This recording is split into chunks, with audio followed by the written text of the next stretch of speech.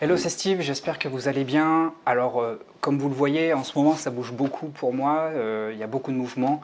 Je suis plus au Portugal, je suis en train de remonter progressivement en France et là, je suis à Saint-Sébastien, dans le nord de l'Espagne. Je me suis arrêté juste avant le passage de la frontière en France, avant de retourner dans ma famille. Voilà, j'ai besoin de retourner en tout cas dans ma famille de manière assez urgente. Et ce qui explique un petit peu les changements de programme, et voilà, ça fait partie de la vie. Et il faut accepter le mouvement, en tout cas, il faut être flexible et agile. Mais ça, on en reparlera un petit peu plus tard. Aujourd'hui, on va parler du piège des ruminations mentales. Lorsque vous êtes dans une situation qui vous a consterné, lorsque vous vivez quelque chose, quelque part une situation qui vous a choqué, quelqu'un qui vous a fait une remarque vraiment désobligeante, quelqu'un voilà, qui vous a vraiment frustré ou qui a vraiment eu un comportement irrespectueux. Le piège dans ce type de situation, c'est en fait d'essayer de trouver une solution à un problème alors que tout votre processus de réflexion, en fait, il est complètement inondé par l'émotion. La situation a créé en vous une situation émotionnellement forte, donc vous vivez un état émotionnel extrêmement fort lorsque vous vivez une situation où vous avez été choqué, lorsque vous avez été frustré, ou lorsque vous avez été chamboulé, bousculé. Et en fait, c'est surtout pas à ce moment-là qu'il faut essayer de chercher de manière rationnelle des issues de sortie à cette situation de crise. Pourquoi? Parce qu'en fait, tout votre cerveau rationnel, c'est-à-dire le cortex préfrontal, en fait, il est complètement inondé par l'émotion. D'accord? Je ne suis pas spécialiste dans les processus neuropsychiques, mais ce qui se passe, c'est que vos mécanismes de raisonnement, en fait, ils sont complètement altérés par l'émotion.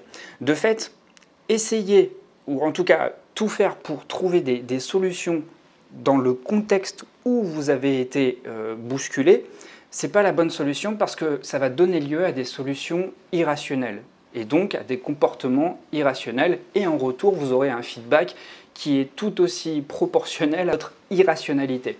Donc ce que je vous conseille, lorsque il y a une mésentente avec quelqu'un, lorsqu'il y a une dispute, lorsque vous ne comprenez pas quelque chose, lorsque le ciel vous tombe sur la tête dans une situation, plutôt qu'être dans la réaction, ayez cette intelligence émotionnelle déjà, dans un premier temps, de vous extraire de cette situation. C'est vraiment le premier point important.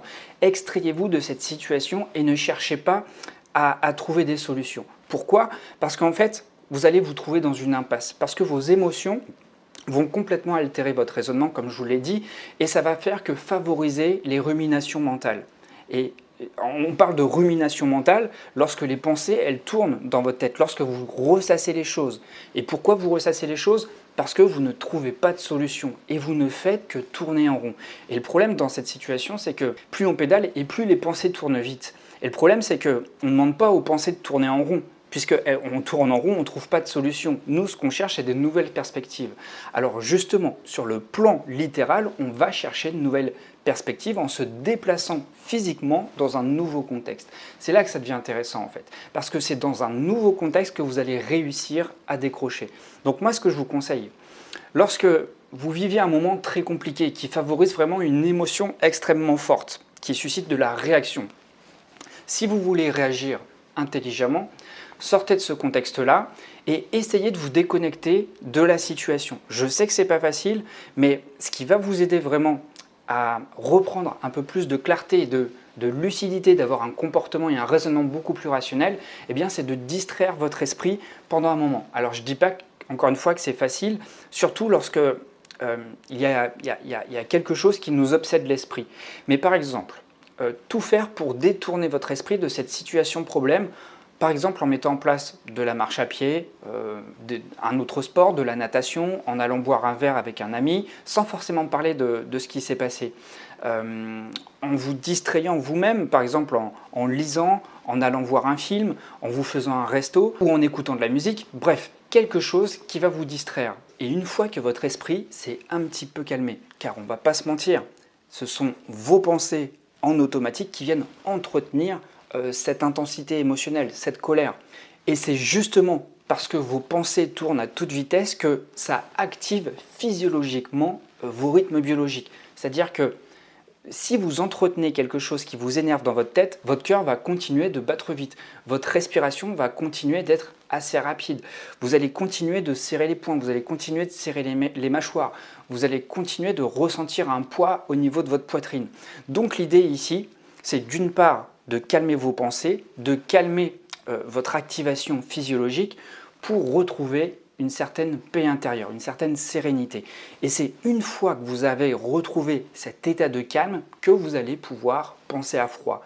Et lorsque le corps s'est refroidi, c'est comme le moteur d'une voiture, eh bien, on peut reprendre la route de manière beaucoup plus sereine et beaucoup plus sérieuse. C'est à ce moment-là que vous allez trouver des issues de sortie. Donc, je sais ô combien ça peut être compliqué de décrocher, de lâcher prise sur une situation qui vraiment peut vraiment nous toucher de l'intérieur. Mais il faut vraiment avoir ce réflexe de se déconnecter de cette situation. Ça ne veut pas dire la mettre de côté, ça ne veut pas dire mettre la poussière sous le tapis, ça veut simplement dire remobiliser ses forces, remobiliser son énergie pour pouvoir ensuite refaire face à cette situation avec des outils beaucoup plus frais, d'accord? Avec en tout cas une approche beaucoup plus saine.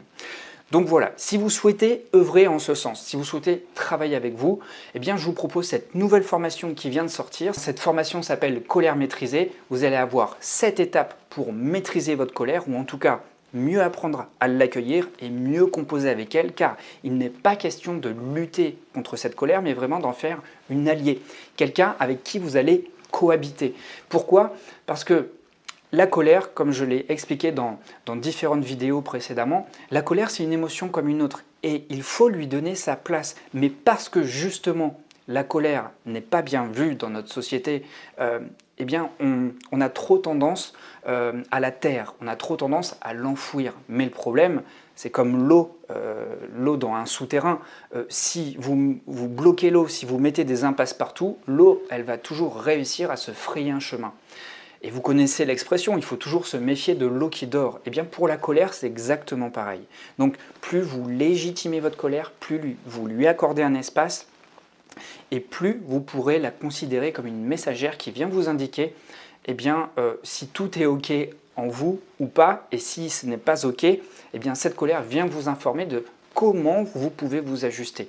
Ça demande une meilleure connaissance de soi, ça demande de mieux connaître nos mécanismes de fonctionnement physiologiques, psychiques, émotionnels, et c'est ce que je vous propose dans cette nouvelle formation qui est super facile à prendre en main, qui est très fluide. Alors les premiers clients ont déjà commencé le travail, les retours sont très satisfaisants, alors si vous souhaitez une approche pragmatique, n'hésitez pas, le lien est en dessous, et en plus, en réservant cette formation avant ce soir, 23h59, je vous offre en cadeau la formation Intelligence émotionnelle qui va vous donner un panel très précis, une explication très précise sur chaque émotion primaire et secondaire, ce qui vous permettra vraiment de développer également votre intelligence émotionnelle.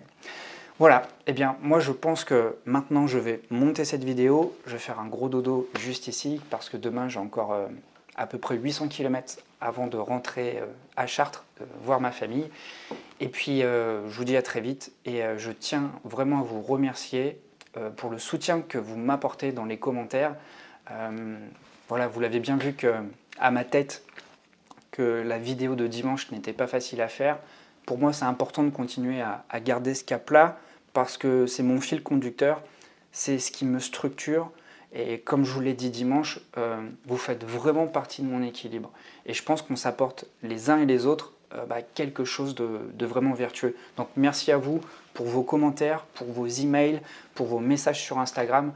C'est super sympa, ça m'a fait plaisir. J'ai lu chacun d'eux, j'ai pas encore pris le temps d'y répondre parce que vous vous doutez, j'ai eu beaucoup de routes. Mais sachez que je vais tous vous répondre personnellement, un par un. Encore une fois, merci à vous et puis à très bientôt pour la prochaine vidéo.